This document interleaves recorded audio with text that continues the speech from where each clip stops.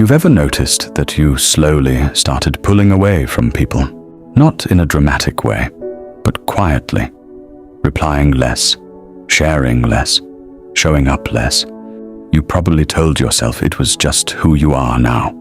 More private, more independent, less interested in people. But what if it didn't start that way? People who distance themselves from everyone usually don't do it randomly. It's not just personality. It's a pattern that formed over time, often without them even realizing it. It can look small on the surface, not texting back right away, then eventually not at all, avoiding calls because they feel like too much, overthinking simple conversations, replaying what you said, what they meant, what could go wrong next time. So you start choosing silence instead, not because you don't care, but because interacting feels unpredictable, and unpredictability feels unsafe. That's where the deeper layer begins. Because when someone consistently creates distance, it's often not about disliking people, it's about protecting something. Usually, their sense of emotional stability. At some point, connection stopped feeling simple. Maybe they were misunderstood too many times. Maybe they trusted the wrong person and paid for it. Maybe they felt like they had to perform, adjust, or shrink just to be accepted. So their mind learned something very specific. Closeness comes with risk.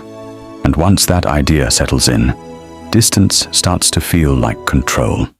And control feels like safety. That's why you'll notice something interesting. People who distance themselves are often very aware. They read between the lines. They notice tone shifts. They pick up on subtle changes in behavior. But instead of bringing them closer to people, that awareness pushes them further away. Because now they're not just experiencing interactions, they're analyzing them. And analysis creates hesitation. Hesitation creates distance. And over time, distance becomes identity. And here's where it gets interesting. It's not really about confidence.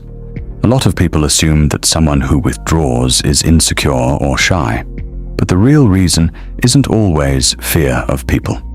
It's fear of what happens after connection begins. The expectations, the emotional exposure, the possibility of being seen and then misunderstood anyway.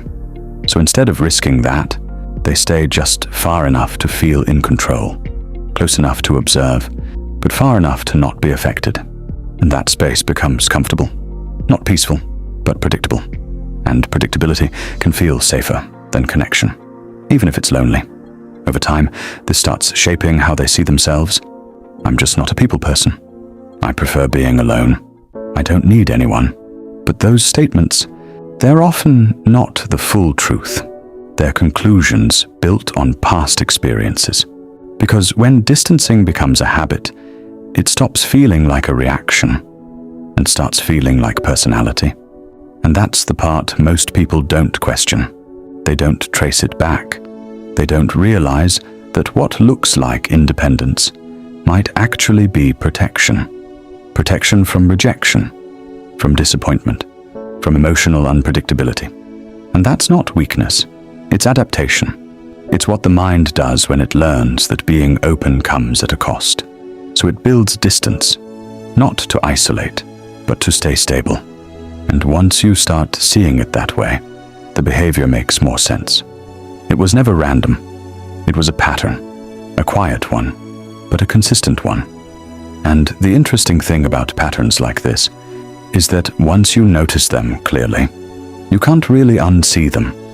And that awareness alone changes how you understand yourself.